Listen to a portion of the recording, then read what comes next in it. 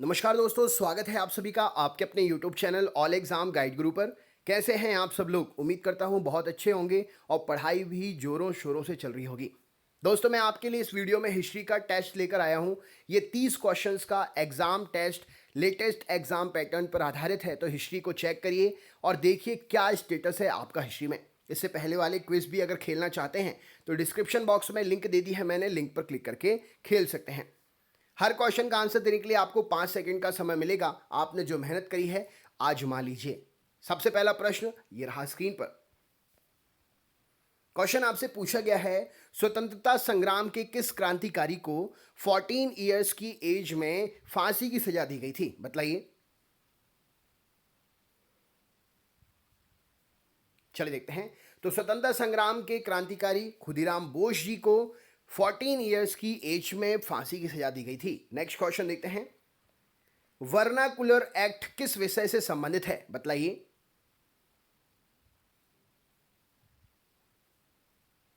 चलिए देखते हैं। तो वर्नाकुलर एक्ट जो है प्रेस से संबंधित है। राइट आंसर हो जाएगा option number B. Very important question, कई एग्जाम में पूछा जा चुका है। नेक्स्ट क्वेश्चन देखते हैं। महात्मा गांधी के राजनीतिक गुरु कौन थे? बताइए।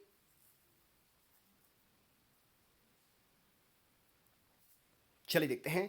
तो महात्मा गांधी के राजनीतिक गुरु गोखले जी थे। राइट आंसर हो जाएगा Gopal Krishna Gokhale. Option number C इस क्वेश्चन के लिए सही उत्तर हो जाएगा। नेक्स्ट क्वेश्चन देखते हैं क्या पूछा गया है। यह रहा स्क्रीन पर। आईएनसी के निम्नलिखित सत्रों में से, कांग्रेस के निम्नलिखित सत्रों में से किस सत्र में सबसे पहली बार राष्ट्रीय गान गाया गया था? बताइए।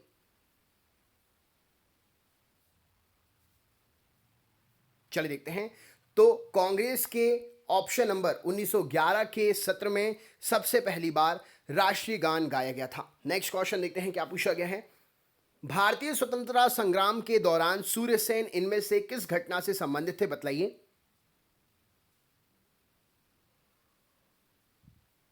चलिए देखते हैं।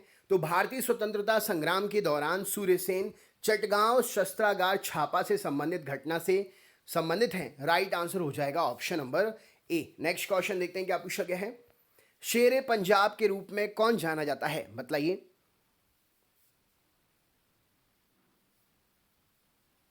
चलिए देखते हैं।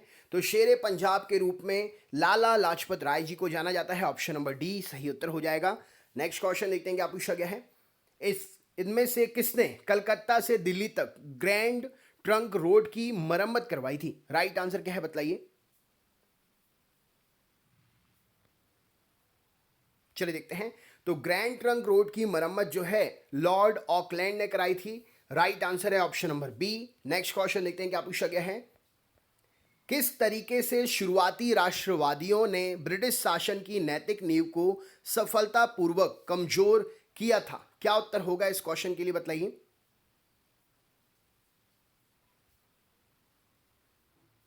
चलिए देखते हैं।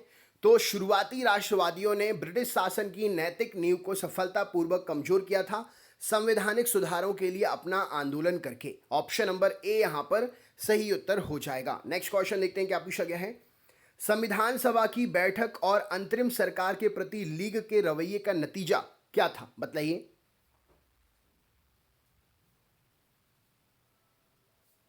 चलिए देखते हैं। तो संविधान सभा की बैठक और अंतरिम सरकार के प्रति लीग के रवैये का नतीजा ऑप्शन नंबर बी। लीग ने पाकिस्तान के लिए अपनी जंग में कांग्रेस के साथ समझौता किया।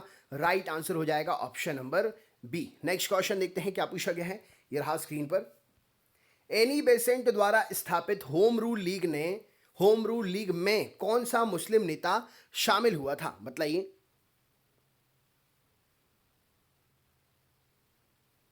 चलिए देखते हैं। तो एनी बेसेंट द्वारा स्थापित होम रूल लीग में मुस्लिम नेता option number B Mohammad Ali Jinnah शामिल हुआ था। राइट आंसर हो जाएगा। नेक्स्ट क्वेश्चन देखते हैं क्या पूछा गया है। आईएनसी के निम्नलिखित सत्र में से किस सत्र में पहली बार राष्ट्रगान गाया गया था? राइट आंसर क्या है इस क्वेश्चन के लिए?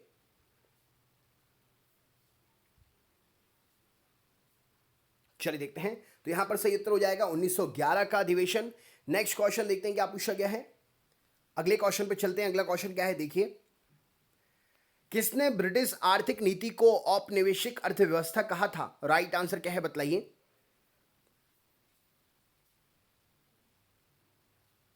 चलिए देखते हैं। तो यहां पर सही उत्तर हो जाएगा option number D, Madan Mohan Malviya. Option number D यहां पर सही उत्तर हो जाएगा। चार क्वेश्चंस थोड़े से रिपीट हो रहे थे तो मैं उनको आपको लास्ट में नए क्वेश्चंस दे रहा हूं, तो इसलिए मैंने स्किप किया है। 11 के बाद डायरेक्ट 16 पर लेकर आया हूं। चार क्वेश्चन मैं आपको लास्ट में नए कराऊंगा, तो यानी कि 30 की जगह पे 34 क्वेश्चंस कराऊंगा, ठीक है। नेक्स्ट क्वेश्चन देखते हैं क्या पूछा गया है। बंगाल, बिहार और उड़ीसा की दीवानी ईस्ट इंडिया कंपनी को डैश के साथ 1756 की संधि के द्वारा दे दी गई थी। बताइए राइट आंसर क्या है।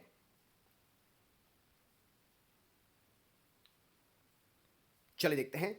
तो बंगाल, बिहार और उड़ीसा की दीवानी ईस्ट इंडिया कंपनी को जो है शाह आलम द्वितीय के साथ 1756 की संधि द्वारा दे दी गई थी। नेक्स्ट क्वेश्चन देखते हैं क्या पूछा गया है।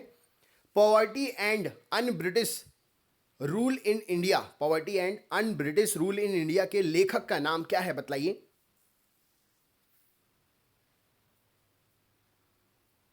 चलिए देखते हैं। तो poverty and un British rule in India के लेखक ऑप्शन नंबर बी दादा भाई नौरोजी हैं। नेक्स्ट क्वेश्चन देखते हैं क्या पूछा गया है। ईस्ट इंडिया कंपनी के शासनकाल के दौरान किस अदालत को अपील के लिए सर्वोच्च आपराधिक न्यायालय माना जाता था? बताइए।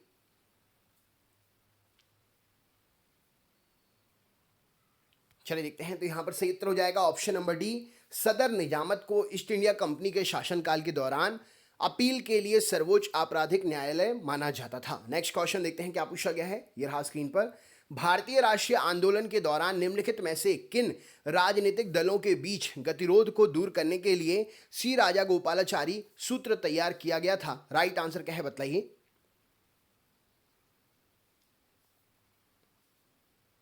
चलिए देखते हैं। तो राइट आंसर हो जाएगा ऑप्शन नंबर सी, कांग्रेस और मुस्लिम लीग के बीच में गतिरोध को दूर करने के लिए सी राजागोपालाचारी सूत्र को तैयार किया गया था। नेक्स्ट क्वेश्चन देखते हैं क्या पूछा गया है।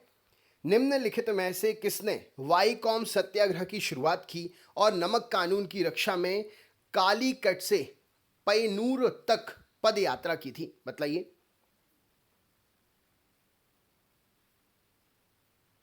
चलिए देखते हैं। तो राइट आंसर हो जाएगा वाईकॉम सत्याग्रह की शुरुआत ऑप्शन नंबर के लापन राइट आंसर है। सी ऑप्शन नंबर सही उत्तर हो जाएगा। नेक्स्ट क्वेश्चन देखते हैं क्या पूछा गया है। ये रहा स्क्रीन पर। बक्सर की लड़ाई 1764 के बाद ईस्ट इंडिया कंपनी को निम्नलिखित में से किन स्थानों की दीवानी के अधिकार मिल गए थे? बताइए।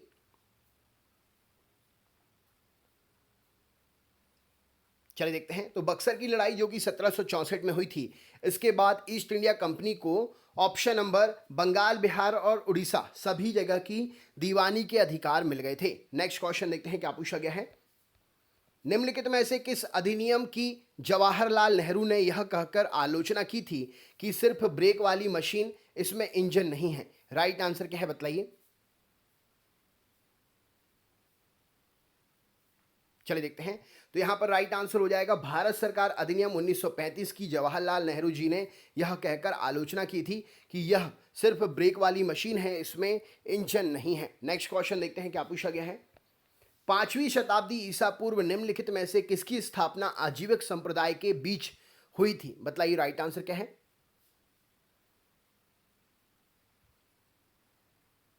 चलिए देखते हैं। तो 5वीं शताब्दी ईसा पूर्व निम्नलिखित में से मखली गोशाल ने आजीवक संप्रदाय की स्थापना की थी। नेक्स्ट क्वेश्चन देखते हैं क्या पूछा गया है।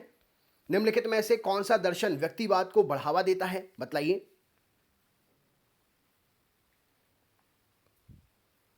चलिए देखते हैं। तो व्यक्तिवाद को ऑप्शन नंबर जैन धर्म के दर्शन जो हैं बढ़ावा देते हैं, राइट आंसर हो जाएगा। नेक्स्ट क्वेश्चन देखते हैं क्या पूछा गया है। अगले क्वेश्चन पे चलते हैं। इनमें से कौन से भारतीय दर्शन के 2 डिवीजन स्कूल रहे हैं? बताइए।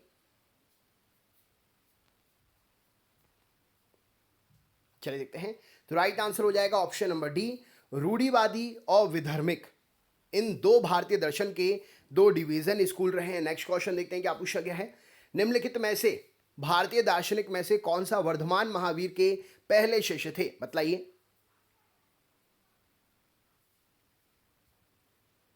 चलिए देखते हैं। तो यहां पर सही उत्तर हो जाएगा option number B, Makkhali Goshal Vardhaman Mahavir ji के पहले शिष्य थे। नेक्स्ट क्वेश्चन देखते हैं क्या पूछा गया है। निम्नलिखित में से किसे भारतीय भौतिकवाद के पहले ज्ञात समर्थक के रूप में माना जाता है, बतलाइए।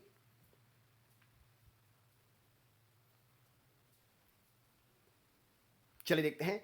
तो भारतीय भौतिकवाद के पहले ज्ञात समर्थक के रूप में अजीत केश कंबली जी को जाना जाता है। नेक्स्ट क्वेश्चन देखते हैं। निम्नलिखित में से किस भारतीय आंदोलन ने विधर्मिक दर्शन शास्त्र को जन्म दिया, बतलाइए।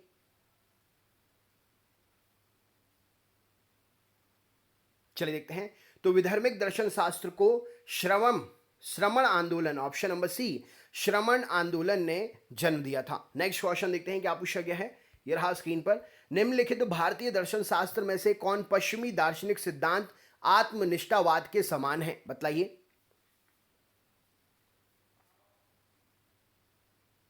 चलिए देखते हैं। तो यहां पर सही उत्तर हो जाएगा अनेकतावाद। भारतीय दर्शन शास्त्र में यह पश्चिमी दार्शनिक सिद्धांत आत्मनिष्ठावाद के समान है। नेक्स्ट क्वेश्चन देखते हैं। नेक्स्ट क्वेश्चन पर चलते हैं। 4 क्वेश्चन एक्स्ट्रा करा रहा हूं मैं आपके लिए। हड़प्पा सभ्यता की खोज किसने की थी, बताइए। राइट आंसर क्या है।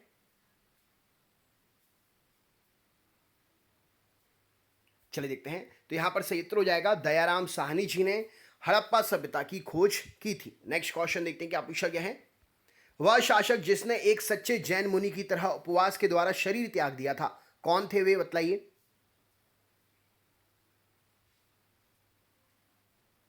चलिए देखते हैं। तो चंद्रगुप्त मौर्य ने एक सच्चे जैन मुनि की तरह उपवास के द्वारा शरीर को त्याग दिया था। नेक्स्ट क्वेश्चन देखते हैं क्या पूछा गया है। तराइन का प्रथम युद्ध 1191 में किसके मध्य लड़ा गया था, बतलाइए।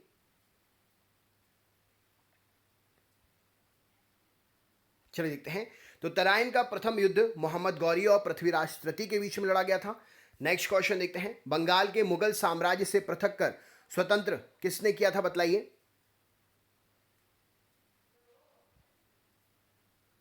चलिए देखते हैं। तो बंगाल को मुगल साम्राज्य से पृथक कर मुर्शिद कुली खान ने स्वतंत्र किया था। एक क्वेश्चन एक्स्ट्रा कर लीजिए। नेक्स्ट, विधवा पुनर्विवाह कानून कब बना था, बतलाइए।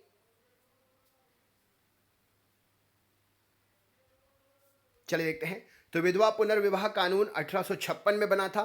तो ये आपका हिस्ट्री का टेस्ट सेट पेपर था। अब मैं आपसे तो ये दोस्तों आपका हिस्ट्री का टेस्ट सेट पेपर था। अब मैं आपसे एक सरप्राइज क्वेश्चन पूछ रहा हूं, आपको इसका आंसर बताना है।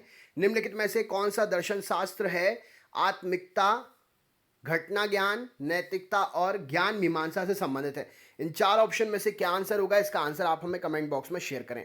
तो दोस्तों ये हिस्ट्री का क्वेश्चन सेट पेपर क्या स्कोर रहा आपका, बताइएगा। क्वेश्चंस थोड़े से लेंदी थे, कठिन थे, समझ सकता हूँ। कुछ क्वेश्चंस तो इजी थे, लेकिन क्या स्कोर रहा फिर भी आप ज़रूर बताएं। अगर आप चैनल पर नए हैं तो चैनल को सब्सक्राइब ज़रूर कर लें, जिससे आप हर वीडियोस का नोटिफिकेशन प्राप्त कर सकें। वीडियो को लाइक ज़रूर करिएगा। बहुत मेहनत होती है आप तक क्वेश्चंस लेकर आने में, तो आपका एक एक लाइक हमारे लिए मोटिवेशन देता है। और अपने ग्रुप्स में अपने दोस्तों को ज़रूर लिंक शेयर करिएगा। चलिए दोस्तों, मिलते हैं नेक्स्ट वीडियो में। अपना ख्याल रखें, मस्त रहें, स्वस्थ रहें, जहाँ रहें ज़बरदस्त रहें। बहुत बहुत धन्यवाद। नमस्कार।